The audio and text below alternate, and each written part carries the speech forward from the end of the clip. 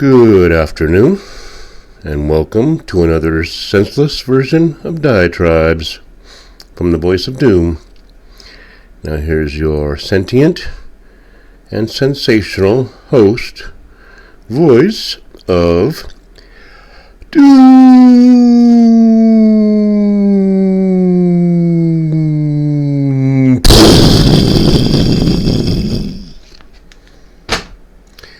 Hello.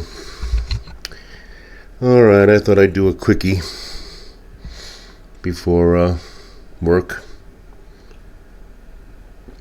I'm trying to get my life together. I did my morning prayers, and I usually do a little better diatribe after I've prayed. So, here goes. The press is depressing. The press corpse is rotting, and the stench is overwhelming.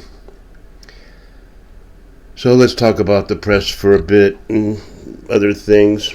First, a few snippets and snappets.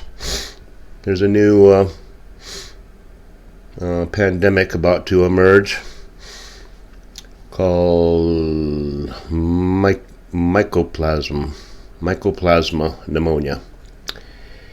And apparently it affects children mostly, and I guess you get fevers, and it takes a while to recover, and there's no antibodies right now for it, so you just have to suffer through it. And there's no coughing, so I guess you don't clear out your lungs as fast. It is a lung infection bacteria. It's got a little bit of this and that, but it's something that we all expected, and it's something that we don't really know quite yet what the effects will be. But I was talking to my boss yesterday, the owner, who's a trauma surgeon by trade, and I asked him out of my own curiosity whether this new strain might exacerbate symptoms due to the vaccine. Now, I like my boss. He's a great guy, and he's smart. But when he hears the word, the V word, he becomes like a person with Trump derangement syndrome.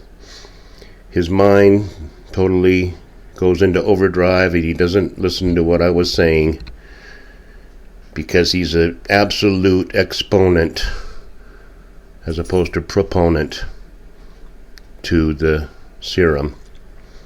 I mean, he's rabidly against it. So when he even hears the word, the first thing that comes to his mind is, "That's not going to do anything for you. Don't even think about it." And it's like, I wasn't asking that. I'm not worried about myself. I am immune to everything because I have a mission on this planet.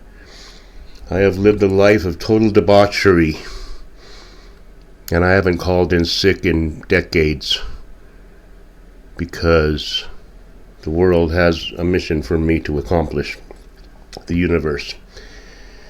The main gist of my question, which I was trying to allude to without actually asking it, is, will this new malady interact with the serum and produce spike proteins intravenously,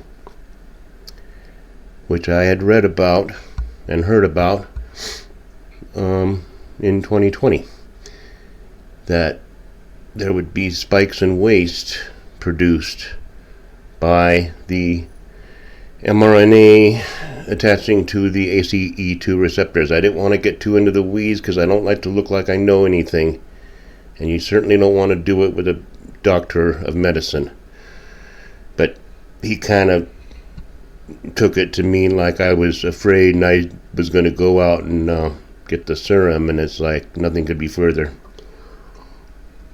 And that's not saying one way or the other. It may be fine for some.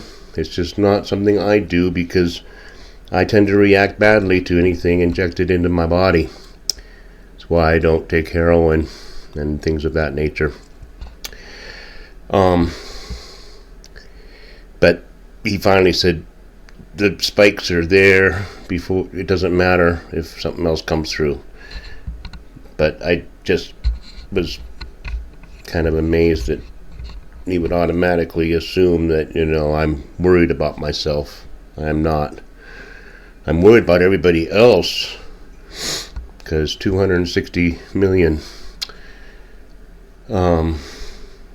leaving us very soon from the U.S. alone. But the corpse of the press aren't really reporting too much on that. You got to get it from Dr. Campbell, or you got to get it from Redacted or somewhere else. The main SM. I do not want to talk too much about that.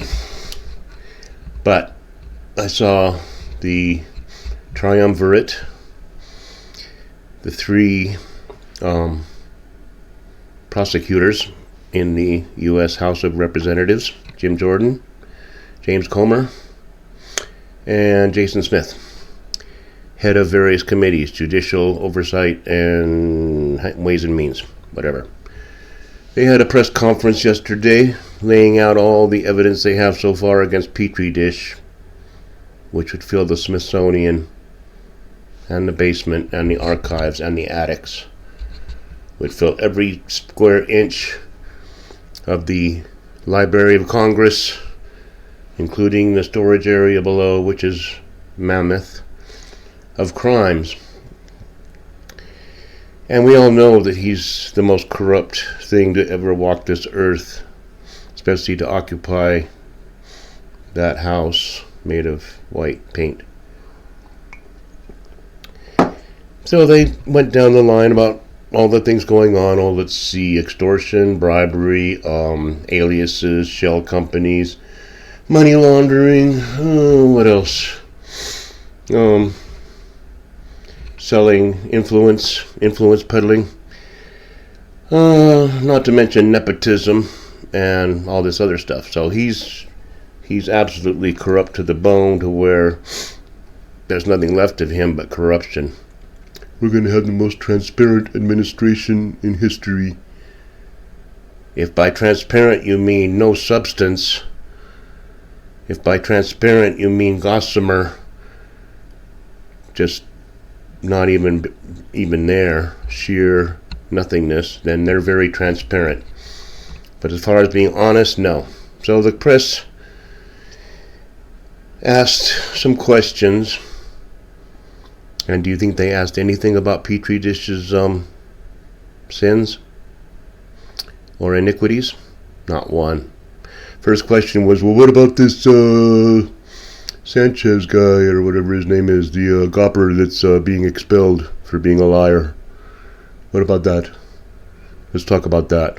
Three guys are talking nothing but Petri dish's myriad sins. Let's talk about Sanchez. He's a gopper. And I think the second question has something to do with Orangey being somehow involved in all this. And it's disgusting. The press should disband en masse. All of them should disband. We don't need them anymore. Everybody can have their own news channel. I got my news channel. Liberal Hive Mind has his news channel. Odin has his news channel. Blair White has her news. Everybody can have their own channel. And they do a lot better than I do. They have millions of followers. I got 19. Who I appreciate. But the press is defunct. It's moribund. And it should be dissolved completely. Fox and MSN, MS, whatever, CNN, and all those affiliates and news buildings in New York can be used very nicely to house migrants. That's another issue that the press doesn't want to really talk too much about, is New York City is cutting back on public services, including police, sanitation, and education, in order to pay for people seeking asylum. And these people are still living in high-end apartments. They want to give more high-end apartments to migrants in New York City. And people are basically starting to get a little miffed. But, like say for instance, I live in Carson City, 55,000 pop. All right, we get in, say, 200 asylum seekers.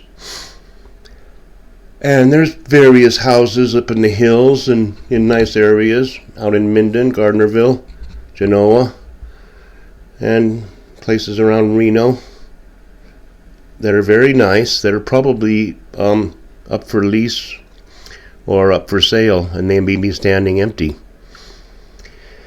So to follow the logic of NYC, you would take the asylum seekers and put them in these nice houses.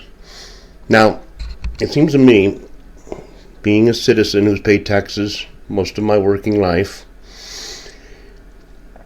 that I could move into the big house and the migrant can have my house, you see, because we're citizens. So if you're going to put anybody in free housing that's high-end housing, then put the citizens and move them up a few levels into higher homes. And then the manufactured homes, such as I live in, or the mobile homes, which there are myriad here, can be used to house the asylum seekers. That's logical. But see, that's not going to happen in Carson City, because they're not going to send any asylum seekers here, because it wouldn't fly for 10 seconds. There's only 55,000 people here, and all 55 would be right there at the bus saying, please move on. Reno is just 20 miles north. So that would be that. But the press corps is not interested in that issue either. And as a nod to Nick, you were talking about they're building little tent cities or towns or townships, such as Soweto in South Africa, in suburban Chicago, for the asylum seekers. And I didn't check into it, but I have done a previous diatribe where they are doing that in Texas. They're building a low-rent mini-city for migrants who will be milked dry. They will pay through the nose after they're done paying the cartel. They will pay these real estate developers through the nose for substandard living conditions. And then they'll be evicted when they can't pay. So I don't know about jobs. I don't know how they're going to get around or get work, but 7,000 or 8,000 more coming through in a few days, and they're just going to keep pumping them in. The press doesn't care. And what else don't they care about? Well, they certainly don't care about Petri dish doing a crappy job. They seem to think that everything is hunky-dory, and if there's anything wrong, it is the predecessor's fault. And we all know the story that if things were on the other feet, if you had two other feet somewhere else and you put the shoes on them, such as, say, Orangey and his family was being paid millions of dollars from foreign countries, and he was doling it out to all his family members. And Orangey had 20 shell companies, and Orangey had 3 or 4 aliases that he was using online to do transactions. And Orangey was strong-arming countries to do his bidding, and sopping and embezzling and extorting money everywhere. Do you think the press would be interested in Sanchez? Or do you think the press would be pressing until the cows came home? There would be no let-up. If the D's were having a press conference and all that was happening with Orangey, His sons, daughters, grandchildren, everybody else had their own little shell company. They would stay there until they were too hungry to stay longer, because they'd stay there for a week asking questions. They would fast. They would send out for water and pizza, and they would keep that press conference going until they got down to every last brass tack of what's going on. Because, as I told you last episode, they hate Orangey, and they will bring him down any way they can. So, I think I had more to say, but I'll save it for later, because it's long enough. I'll leave it there. The press sucks. They should give it up. They're not necessary anymore. Truth is subjective. We all have our own truths. P. Pilate said it best in the Bible. What is truth? You tell me. So that's that. I'll leave it there and talk to you later. And thanks for everything. Bye.